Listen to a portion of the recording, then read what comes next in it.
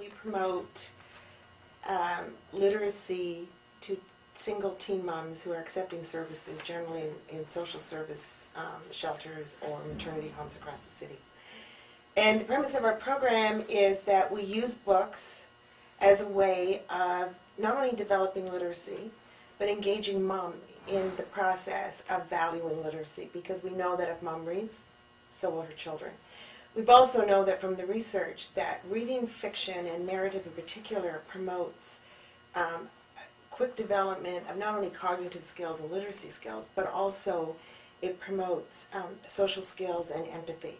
And for these young women who are living in high priority neighborhoods, they come from an environment where they receive very little empathy. And so that skill has not necessarily developed in them. But through reading, and particularly in the group dynamic of the reading circle, they start to share information, they start to think critically, they start to learn how to work collectively in a group and to understand that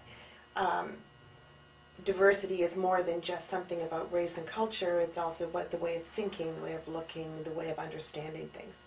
And so the world becomes quite open through the reading of novels. And generally the novels that are selected are based on strong female characters who've overcome barriers through resistance and resilience.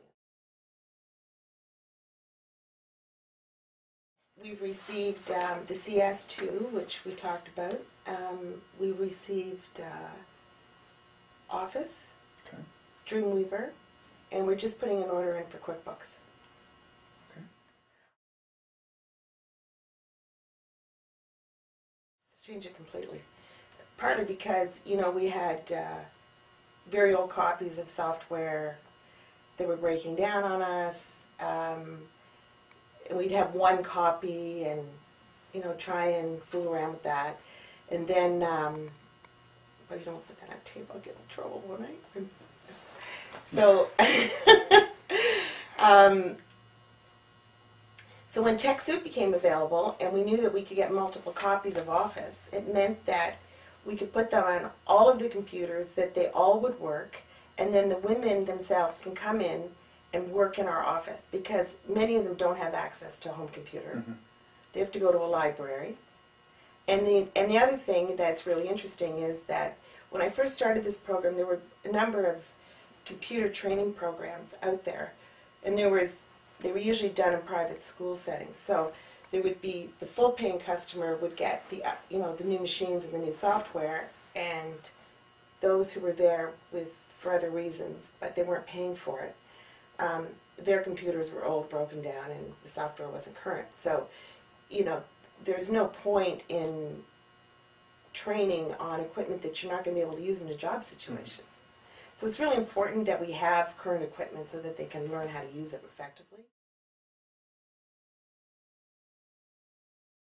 Hi, okay. My name is Amika Taylor, and I'm the editor of Yo Mama magazine, which is this one right here. This is my first one that I did, so I'm very, very proud of this one. Not to say I'm not proud of the rest, of course, but that's my baby.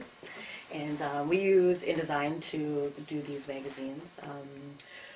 It's actually, Rebecca taught me everything that I know on InDesign. And through her teachings I was able to produce the very first product, and since then we've been able to expand and do more creative things with Creative Suite, and it's made a very big difference, because I know there's other programs out there, some of which I've kind of played with, but I found that Creative Suite is easier to learn, easier to maneuver through, and I'm able to, with no experience outside of what Rebecca's taught me, able to produce the magazine with it. So I'm very, very, very happy with it. Still a lot to learn, but for the most part, I'm good. Yeah. My name is Rebecca Merrillet, and I'm the editor and project manager of Solace magazine. And it's created in the Creative Suite. So all the photo editing is done in Photoshop, and we play with text in Illustrator, and the layout is all done in InDesign, right? And I love Creative Suite. I'm a big Mac person. We do the whole thing there, and it's easy. I like the fact that it's the 3 programs, Illustrator, Photoshop, and InDesign, putting the files through them. Like, it's not hard to import and export the files, and it's not hard to teach people, right? Like, I taught her, she was a very good student. She's very modest, okay? She did learn a lot in a very, very short period of time. So yeah, and the magazine used to look like this, and this is the best out, right? So it just got a little bit bigger and has the color cover now. Yeah. At this point. And I think that if we didn't have this magazine, I really believe that the young women who read, or young men who write, or whatever the case is, whoever's involved as a part of the community of this magazine, if they didn't have it, I really feel like the systematic oppression of young parenting and just the stereotypes that youth face constantly every day will just continue to perpetuate. And I think that through this magazine we help to break them. And I think we do it on a pretty large scale considering.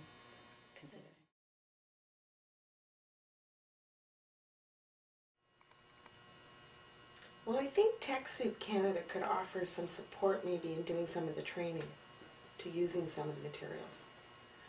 And it would be interesting too to perhaps display some of the products that come out of using these kinds of things on your website.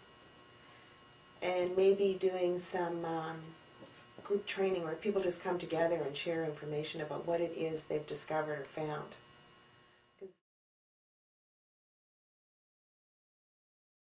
Absolutely, TechSoup Canada could be. In fact, I recommend it to a lot of organizations. I'm mentoring a few groups that are starting their own magazines, for example, or their own workshop programs. And the first thing I always say to them is, you need to get a hold of TechSoup Canada and get the software that you need to be able to manage this effectively.